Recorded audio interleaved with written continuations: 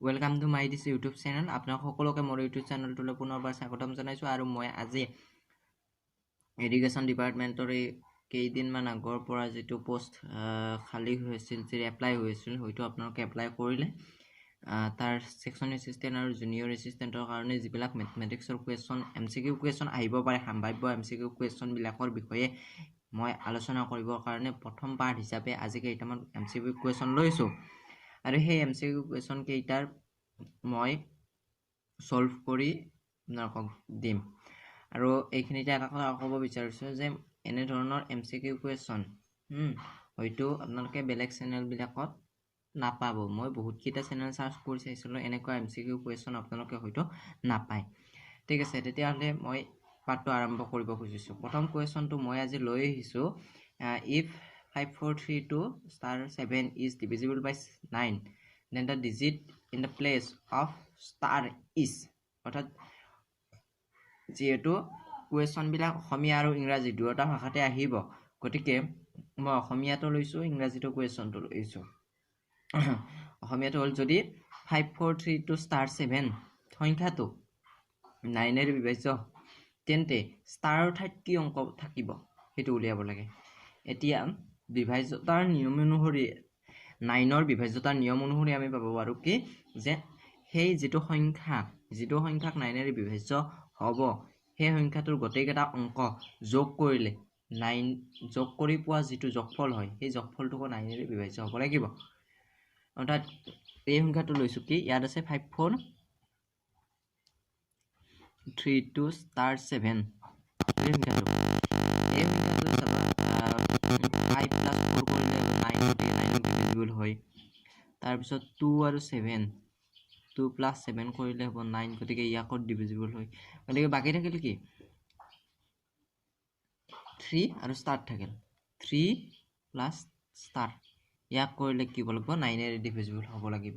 গতিকে 9 এৰ ডিভিজিবল হ'বৰ কাৰণে ইয়াত এই স্টাৰৰ ঠাইত কি থাকিব লাগিব 9 দুটা প্লাস কৰিলে 9 হ'ব লাগিব নিকটৱৰ্তী সংখ্যা গতিকে স্টাৰৰ ঠাইত কিবা এটা নাম্বাৰ থাকিব লাগিব যেটো নাম্বাৰ 3 ৰে যোগ কৰিলে 9 হয় অৰ্থাৎ 9 বা 9 ৰে বিভাজ্য কোনবা এটা সংখ্যা হয় ঠিক আছে গতিকে নিকটৱৰ্তী 3 ৰ লগত যদি 6 প্লাস কৰো 9 হ'ব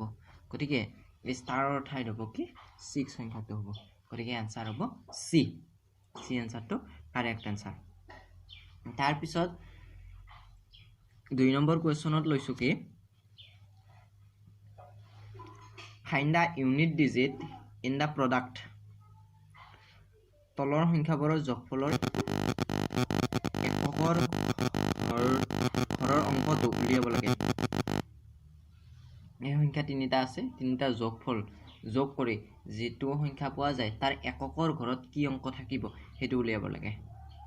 গতিকে তাৰ কাৰণে আমি যেটো ইউনিট ডিজিট উলিয়াৰ আমি স্মল এটা মেথড হয় এই মেথডটো মতে আমি কি পাম যে তাৰ কাৰণে হেতু কৰিবৰ কাৰণে কৰিম কি প্ৰথমতে কি কৰিম ইয়াত আছে খাতটো চাইলাম ইয়াত আছে 45 ইয়াত আছে 24 ইয়াত আছে 83 এইকেইটা 4 এৰে ডিভিজন কৰি চাম ডিভাইড কৰিম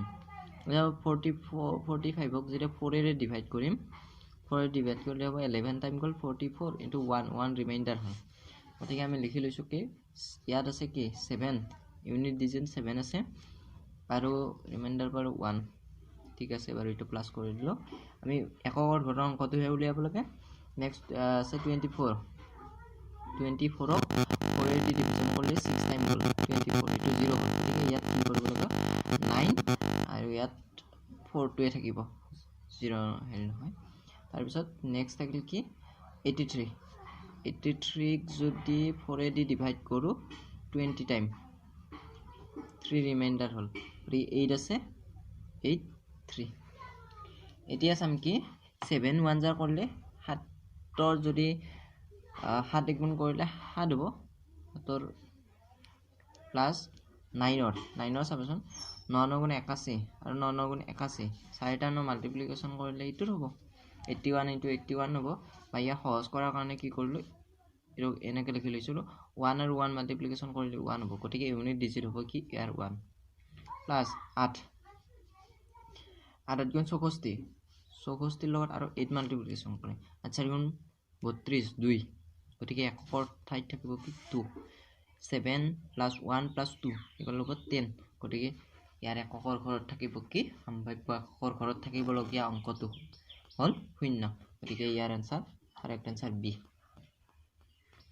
নেক্সট 3 নম্বৰ কোৱেশ্যনটো লৈছো the denominator of a fraction is 3 more than its numerator if the numerator is increased by 7 and denominator is decreased by 2 we obtain 2 the sum of numerator and denominator is এটা ভগ্নাংশৰ হৰটো লবতকৈ 3 বেছি যদি লবটো 7 বৃদ্ধি কৰা হয় আৰু হৰটো 2 বৃদ্ধি কৰা হয় তেন্তে 2 পোৱা যায় হৰ আৰু লবৰ যোগফল হ'ব কিমান হ'ব সেইটো উলিয়াব লাগে আমি ধৰি লৈছো কি যেটো লব ইয়াত কোৱা আছে কি ডিনোমিনেটৰ equal 3 more than its numerator numerator to ধৰি ললো n numerator n আৰু n আৰু denominator equal কি হ'ব এই numeratorৰ is 3 more than its numerator লগত 3 plus হ'ব এটো হ'ব denominator তাৰ পিছত কোৱা আছে কি fraction টো হ'ব কি numerator is increased by 7 numerator লগত 7 plus কৰিলো আৰু denominator is decreased by 2 denominator লগত 2 decrease কৰিলো we obtained আমি পাম 2 পাম গতিকে এখনি সলভ কৰি কি পাম n plus 2 7 আৰু 2 3 minus 2 কৰিলে হ'ব plus 1 equal to 2 এখন ক্ৰস মাল্টিপ্লিকেশন কৰিলে আটো 1 আছে 1 এদি n plus 7 equal n plus 1 n মানে 2 আইছেন হ'ব 2 আইছেন 2 আইছেন তাৰ পিছত যদি ইফালে নিউ 7 এই 2 টো ইফালে ইলে মাইনাস হ'ব ইকুয়াল 2 n n টো ইফালে নিলে মাইনাস n হ'ব গতিকে হ'ব কি ইয়াৰ পৰা 7 minus 2 equal 5 হ'ব therefore n equal হল কিমান n equal হল 5 হ'ব 2 n ৰ পৰা n minus কৰিলে n আৰু 7 ৰ পৰা 2 minus কৰিলে 5 গতিকে 5 n হল 5 নেক্সট হল কি ডিনোমিনেটৰ ইকুৱেল কি আছিল ডিনোমিনেটৰ ইকুৱেল n plus 3 আছিল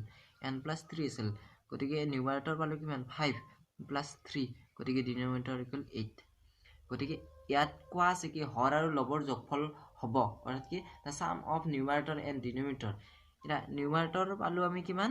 নিউমাৰেটৰ পালো 5 আৰু ডিনোমিনেটৰ 8 গতিকে d plus n ইকুৱেল হ'ব কিমান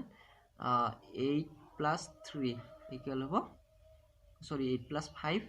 equal 13 হ'ব ইয়াৰ b নম্বৰ आंसर এটো কাৰেক্ট হ'ব তাৰ পিছত নেক্সট কোৱেশ্চনটো লৈছো the length of a road is 1 kilometer এটা ৰাস্তাৰ দিশটো ইয়াৰ পৰা ধৰা ইয়ালৈকে ৰাস্তা ইয়াত কিমান 1 kilometer equal 1000 meter তাৰ পিছত কোৱা আছে the number of plants required for plantations at gap of 20 metre in both side of the road is ৰাস্তাৰ দৈৰ্ঘ্য দি আছে 1 কিলোমিটাৰ ৰাস্তাটোৰ দুয়ো কাষে যদি 20 মিটাৰৰ মুৰে মুৰে গছ ৰুৱা হয় তেন্তে গোটেই ৰাস্তাটোত কিমান গছ ৰুব পৰা যাব হেতু উলিয়াব লাগে এটা যাবা ইয়াত এডাল ৰুলে গছ 1 নম্বৰ গছ ইয়াত 2 নম্বৰ গছ ইয়াত 3 নম্বৰ গছ এনেকা এখিনিত আছে 20 মিটাৰ গ্যাপ এখিনি 20 মিটাৰ টোটাল হল কিমান এখিনি 40 মিটাৰ গ্যাপ গতিকে আমি কিও 20 মিটাৰত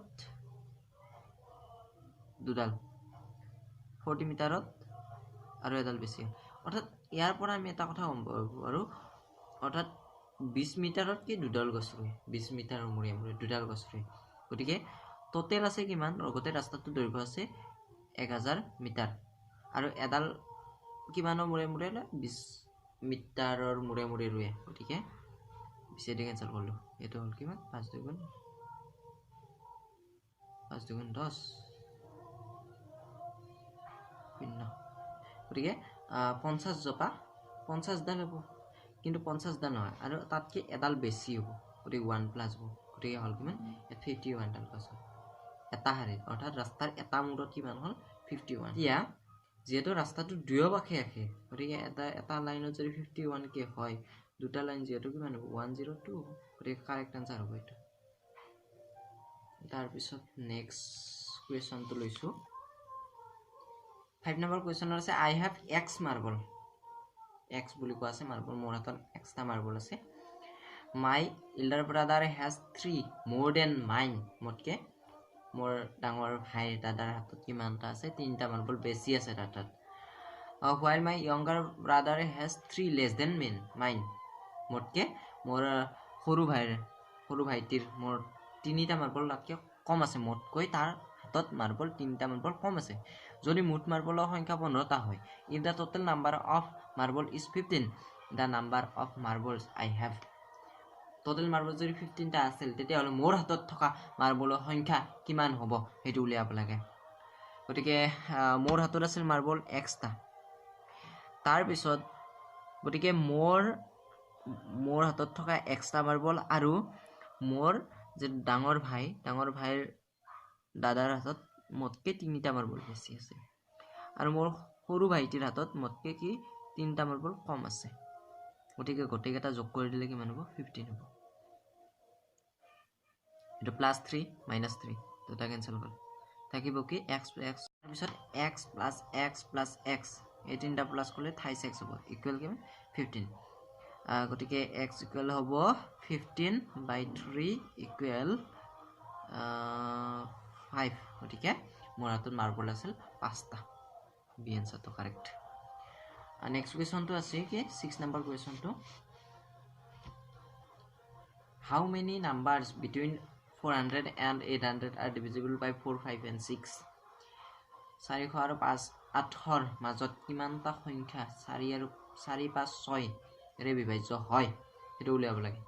গতিকে ইয়াৰ কাৰণে এটা কাম কৰিছো কি 4 5 6 ইয়াৰ লসাগু উলাই লৈছো 4 5 6 ইয়াৰ লসাগু হ'ব কি 2 ৰে যাব 2 5 আৰু এইফালে 3 গতিকে এইকেইটা মাল্টিপ্লিকেশ্যন কৰিছো 4 4 গুণ 2 গুণ 4 4 5 গুণ 20 3 গুণ 60 হয় গতিকে 60 400 এ ডিভাইড কৰি দিম 60 400 এ ডিভাইড কৰি দিলে হ'ব 6 0 0 কেনসেল কৰিব পাৰো কিন্তু 0 0 কেনসেল নকৰো 0 0 কেনসেল কৰি দিম তাৰ পৰা 6 এ টুক যাব 6 6 গুণ 37 ইয়াৰ বাকি ৰব 40 বাৰু এটো বাদ দিলে 40 গতিকে 60 দি 400 ক 6 টাইম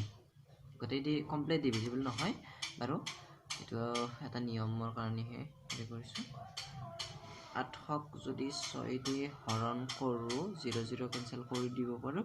আৰু এটুক যাব কিমান টাইম 13 বাৰ যাব 13 বাৰ যাব 13 বাৰ গলে হ'ব 78 গতিকে ইয়াত হ'ব 2 ঠিক আছে 13 এতিয়া এই 13 আৰু 6 13 - 6 কৰাৰ লগে লগে হ'ব কি যেটো হয় এটো আনসাৰ হ'ব গতিকে